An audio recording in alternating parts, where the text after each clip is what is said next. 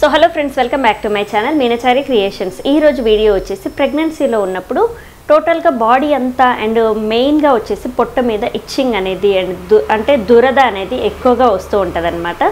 So ఇది ప్రెగ్నెన్సీలో ఎక్కువగా వస్తే ఏమైనా ప్రాబ్లమా అని కామెంట్ వచ్చింది. సో దాని గురించి అయితే ఈరోజు ఈ వీడియోలో మనం క్లియర్గా తెలుసుకుందాం.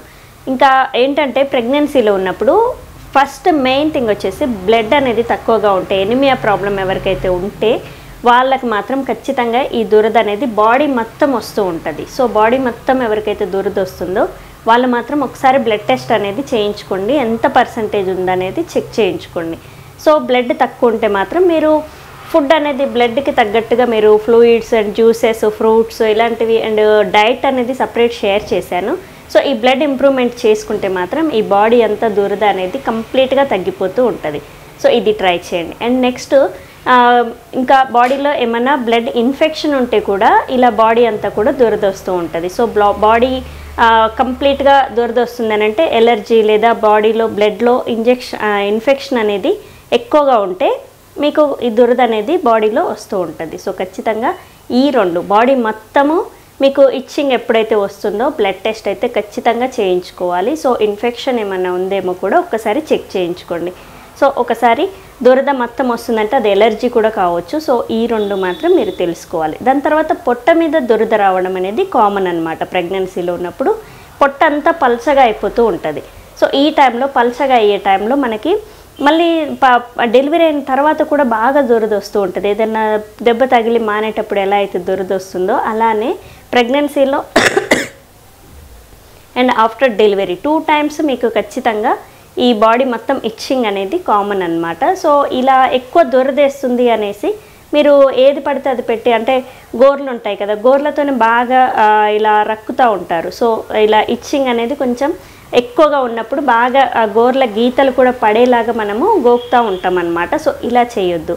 కొంతమంది దువ్వెన తీసుకొని గోకుతూ ఉంటారు. సో ఇలాంటివి చేస్తే ఆఫ్టర్ డెలివరీ మనకి స్ట్రెచ్ మార్క్స్ అనేవి ఎక్కువగా, మామూలుగానే ప్రెగ్నెన్సీ తర్వాత స్ట్రెచ్ మార్క్స్ అనేవి అవి పోవడం చాలా కష్టం అండ్ ఎక్కువగా కనిపిస్తూ ఉంటాయి. ఇలా మీరు దురదేసి ఎక్కువ వేసినప్పుడు ఈ దువ్వెన అండ్ గోర్లతో ఇలా గోకడం వల్ల ఇంకెక్కువ కనపడుతూ ఉంటాయి. సో ఖచ్చితంగా ప్రెగ్నెన్సీలో ఉన్నప్పుడు దురదేసినప్పుడు జస్ట్ క్లాత్ని కొంచెం ఇలా నలుపుకోండి, అంతేకాని ఎక్కువగా గోరు తగిలేలాగా చేయొద్దు. అండ్ వేరే హార్డ్ది ఏదైనా సరే పొట్ట మీద పెట్టకండి.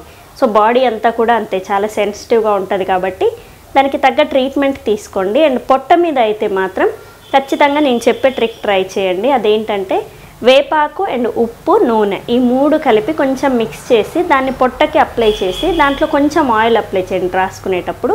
సో ఈ మామూలుగా వేపాకుని నలిపి అంటే దంచి దాంట్లో కల్లుప్పు ఉంటుంది కదా, అంటే లడ్డుది ఉప్పు, ఆ ఉప్పుని అండ్ నూనె అంటే పసుపు వేయాలి కొంచెం. దాని తర్వాత నూనె కూడా అప్లై చేసి ఆ పేస్ట్ లాగా చేసుకొని దాన్ని పొట్టకి అప్లై చేసి మీరు స్నానానికి ఒక 1/2 hour ముందు పొట్టకి రాసుకొని దాని తర్వాత స్నానం చేస్తే ఈ దురద అనేది కొంచెం తగ్గుతుందన్నమాట. అండ్ చిన్న చిన్న బ్యాక్టీరియా ఏమైనా ఉన్నా కానీ చనిపోతుంది బాడీ మీద.